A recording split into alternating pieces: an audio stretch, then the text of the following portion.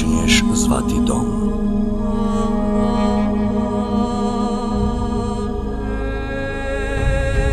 Ja vas nesebično savjetujem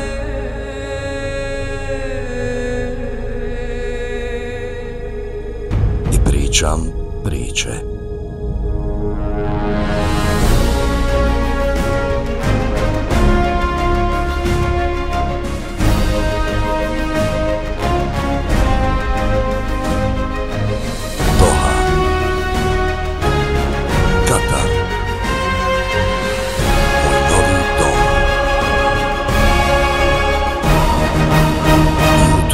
Cickoba. Like, share, subscribe.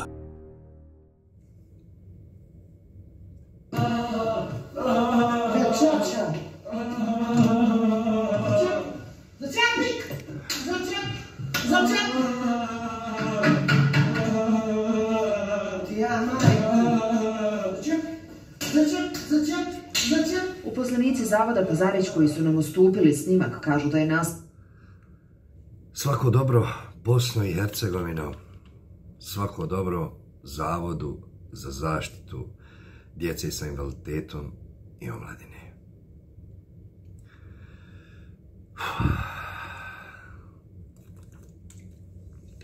Ja se izvinjavam, ali su mi se usta automatski osušila. Gledajući ovaj klip za koji nisam znao gdje postoji od prije 6 mjeseci, gdje ovog momka tuku, to jeste tuče gospođa koje je lice zatamljeno, kao i gospodin Do. Da li tražimo spas od sramote i bruke? Nešto ne vjerujem. A sve je do nas, a barem je bilo tako prije, ali vremena se mijenjaju, valjda, šta li? Ovaj snimak, to jeste posljednji snimak zlostavljanja, sam doživio kao roditelj, kao otac, kao osoba s empatijom. Kako ja to volim reći, ko insan. A izgleda da sad u CV vaš treba stavljati empatiju kao vrstu vještine ili talenta. Toliko smo oguglali na sve našom krivicom, a ne ničijom drugom. Prvi ja, koji sam vidio snimak od prije 4 godine i nisam ništa pokušao da uradim po tom pitanju, pa makar i da izađem na ulicu, jer sam mislio u redu, imao sam empatiju i sve, ali imam i ja svojih problema. Država se nije pobrinula za to. 3 direktora su smijenjena, to jest zatvor, sva trojica su osuđeni na 13 godina, kako ja znam, a niko nije odgovarao ko je vršio nasilje nad istima. To mora da se promijeni. Ponukan onim što sam čuo na kanalu, to jest Amira Hadžića, pratim već neko vrijeme po pitanju ovih tema, on me ponukao i da uradim prošli video, jer ljudi, ovo se dešava pred našim očima. Mi svojom šutnjom odobravamo sve ovo. Zašto? Zašto? Postali smo tako kruti, tako loši, zatvaramo oči, imam ja svojih problema. Te probleme zapravo imaš radi toga što zatvaraš oči. Zato što učestvuješ aktivno u stvarima koje ne bi trebao, učestvuješ u korupciji, plaćaš za svoj posao da bi obezbijedio sebe i porodicu. Aktivno učestvuješ. Halo ženo, čovječe.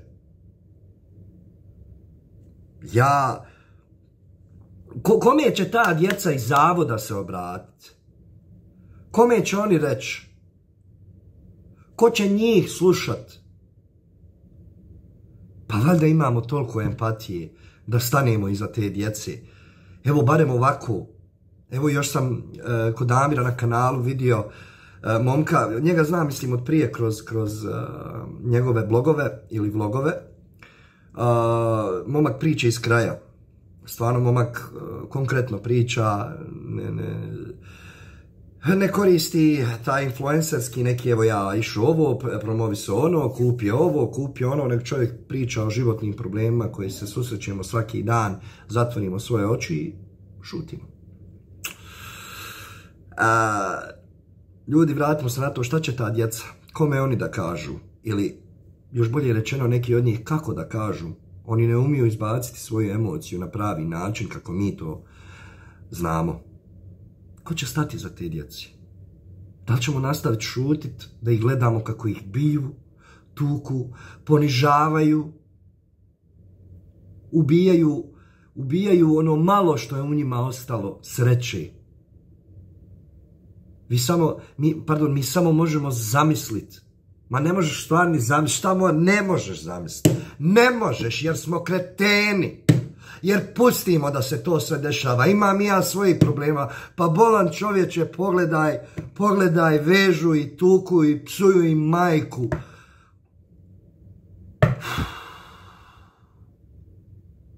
A sve je to posljedica onoga što se dešava od nazad 30 godina pa na ovamo. Sve to posljedica. Sve to imam ja svojih problema, ja ne mogu, imam. Šta ba, mjau? Kako ti nije žao onog djeteta, onog mladića, insana, kako ga tuče i govori mu jebem ti mater. Treba javno da se objavi ime i prezime osobe koja ga je tukla na zadnjem videu. Da se objavi ime i prezime onog frajera, to jeste starijeg čovjeka koji je stajao tu i lupko. Ovaj ili ova koji je snimio to donekle i cijenim, ali trebali su to zaustaviti. Ono je nemoćno biće, on ne zna da iskaže emociju kao mi. I zato zaslužuje da se udara, da se bije, da se ponižava, da ono malo svog dostojanstva nestane. Pa jel vas stid, narode? Pa jel to taj spas od bruke i sramote?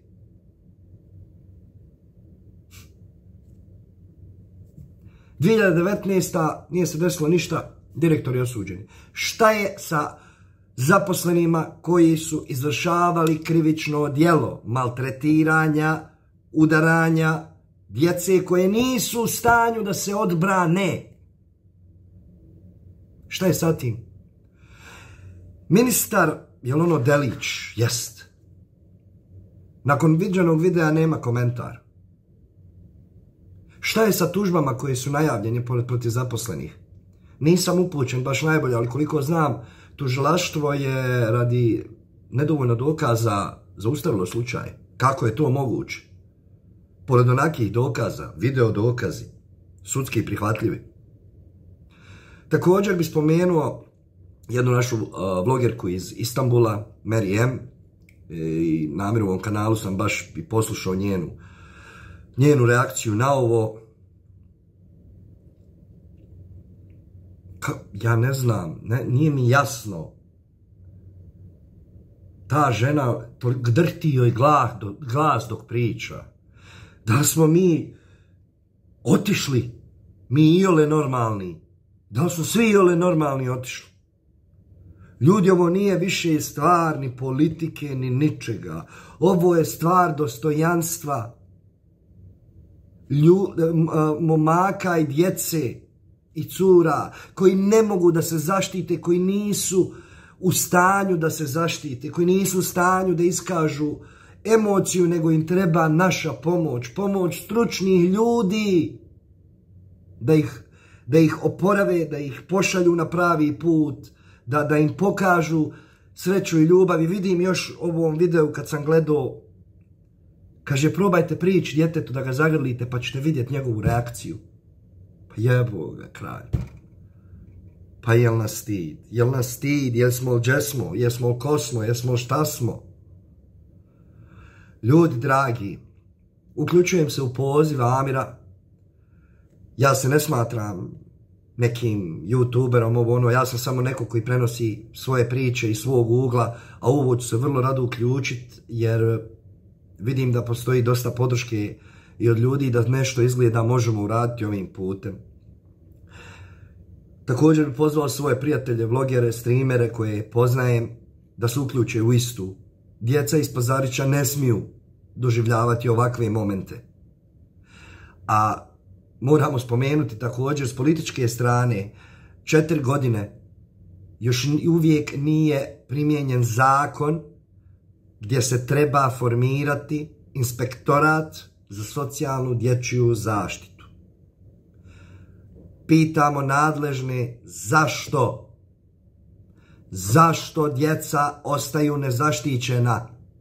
Pogotovo ona koja se ne znaju braniti. Dosta nam je više Dženana Memića. Dosta nam je više, joj Bože dragi, dosta nam je više djece nedužne, momaka nedužni, dosta nam je Mistrića. Dosta nam je mali Denisa koji su izbodeni u tramvaju i koji su ubiveni. Dosta nam je mladića iz Banja Luke, mladića koji je na pravdi Boga ubijen. Ljudi dragi, ništa se ne može promijeniti ako se ne krene odnekud. Pa i na kraju krajeva bio sam u pravom timu iako nisam pobjedio i to mi je čast. A za vas poslat ću samo jednu kratku poruku.